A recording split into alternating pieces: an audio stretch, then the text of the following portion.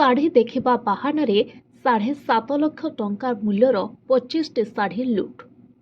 Innova କାରରେ ଆସିଲେ ଶାଢ଼ୀ ଦେଖିବାର ବାହାନାର ସୁଯୋଗ ଦେଖି ଆଣ୍ଠୁରେ ଚାକି ଲୁଟି ନେଲେ 7.5 ଲକ୍ଷ ଟଙ୍କାର 25 ଖଣ୍ଡ ପାଟ ଶାଢ଼ୀ।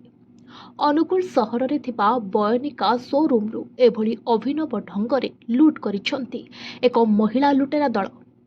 ଶନିବାର ଦିନ 1:15 ବେଳକୁ 6 ଜଣ ମହିଳା ଓ ଜଣେ ପୁରୁଷ ବୟନିକା ଶୋରୁମ୍ ଭିତରକୁ ପଶିଲେ। ଶାଢ଼ୀ ଦେଖିବାର ବାହାନା କରି କର୍ମଚାରୀଙ୍କ ନଜର ହଟାଇଲେ। ସୁବିଧା ଦେଖି ଦୁଇଥରରେ 7.5 ଲକ୍ଷ ଟଙ୍କା ମୂଲ୍ୟର 25ଟି ଶାଢ଼ୀକୁ 2 ଆଣ୍ଠୁ ମଝିରେ ଜାକି ନେଇଗଲେ। ଏସବୁ ଦୃଶ୍ୟ ବୟନିକା ସିସିଟିଭି କ୍ୟାମେରାରେ କଏଦ ହୋଇଛି। ଏନେଇ ବୟନିକା କର୍ତ୍ତୃପକ୍ଷ ଥାନାରେ ମାମଲା ଦାଖଲ କରିବା ପରେ ପୁଲିସ ସିସିଟିଭି ଫୁଟେଜ୍ ଆଧାରରେ ତଦନ୍ତ ଜାରି ରଖିଛି। ତେବେ ଏହି ଭିଡିଓ ଏବେ ସୋଶାଲ ମିଡିଆରେ ବେଶ୍ ଭାଇରାଲ ହେବାରେ ଲାଗିଛି। Bureau report, voice of Odisha live.